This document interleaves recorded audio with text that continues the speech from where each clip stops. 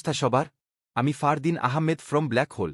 আজকে আমরা সমাধান করব কুয়েট 2017-18 এডমিশন টেস্টের ফিজিক্সে আসা একটা গুরুত্বপূর্ণ ম্যাথ নিয়ে। তো চলো ক্লাসরুমে ফিরে যাওয়া যাক। তো দেখো প্রশ্নে কি বলছে। দুইটি 16 বলের প্রত্যেকটির ভর 10⁻³ কেজি এবং 0.8 মিটার দৈর্ঘ্যের সিল্কের সুতার মাধ্যমে একই বিন্দু থেকে ঝুলানো হয়েছে। এরা সমভাবে চার্জিত এবং একে অন্যকে 0.04 মিটার দূরে বিকর্ষণ করে। প্রতি বলে চার্জের পরিমাণ নির্ণয় কর। চলো লেকচার ক্লাসটি দেখে নাও। তো দেখো এখানে বলছে দুইটা বস্তু সমভাবে চার্জিত, অর্থাৎ দুইটা বস্তুতে চার্জের মান সমান। আমরা ধরে নিচ্ছি সেটা হচ্ছে কিউ। এখন প্রশ্নে চাইছে চার্জের পরিমাণ নির্ণয় করতে, অর্থাৎ কিউ এর মানটাই বের করতে হবে। এইটুকু কি ধরতে পারছো?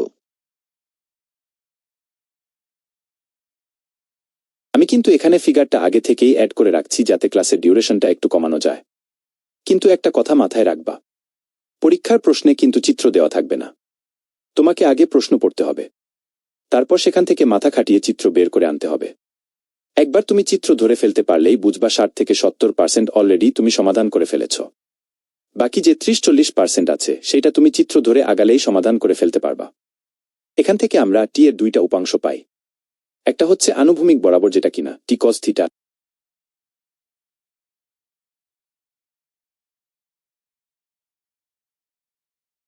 আরেকটা আছে উলম্ব বরাবর, টি সাইন থিটা। এবার দেখো দুইটা 16 বলেই সমপরিমাণ চার, সেক্ষেত্রে তারা একে অপরকে এফ বলে বিকর্ষণ করবে।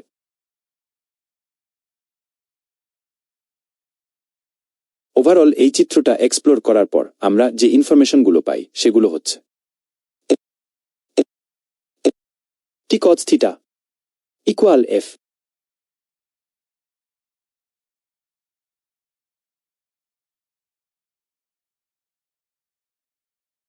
এবং টিন sine theta equal M G. এই দুইটা ইনফরমেশন আমরা কিভাবে পেলাম এখন সেটা দেখো। 16 বলটা কিন্তু সুতা থেকে ছিঁড়ে যাচ্ছে না, কারণ উপরের টি সাইন থিটা এবং নিচের এম জি বল দুইটা একে অপরকে প্রশমিত করে দিচ্ছে।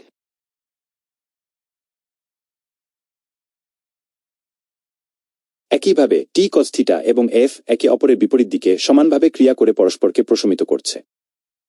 আরও একবার বলে দিচ্ছি, টি সাইন থিটা এবং টি কস থিটা উপাংশ দুইটা আসছে টি টান বল থেকে। এখন উপরের এই দুইটা ইকুয়েশন থেকে আমরা যেটা পাই সেটা হচ্ছে tan theta equal mg divided by F. এখন আমরা এফটাকে এক সাইডে রাখব, কারণ কিউ এর মানটা এফ এর মধ্যেই আছে।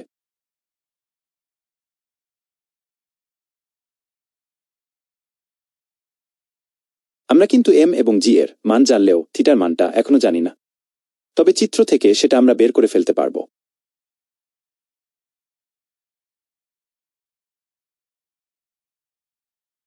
চিত্রে দেখো ভূমি আর অতিভুজের মান দেওয়া আছে, সেখান থেকে আমরা লিখতে পারি কস থিটা ইকুয়াল ভূমি বাই অতিভুজ।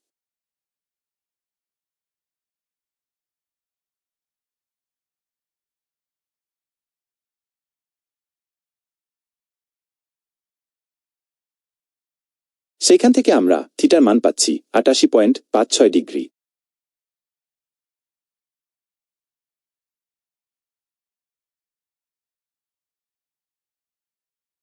আবার এদিকে দেখো, আমরা জানি এফ সমান C into Q square by R square.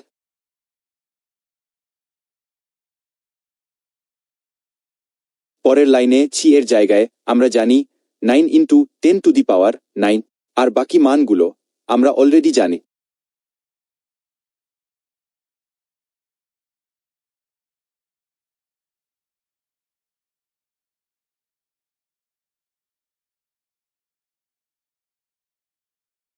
মানগুলো ক্যালকুলেটরে ইনপুট দিয়ে কিউ এর মান পাচ্ছি 6.6 ইন্টু 10⁻⁹ এবং একক হচ্ছে কুলম্ব।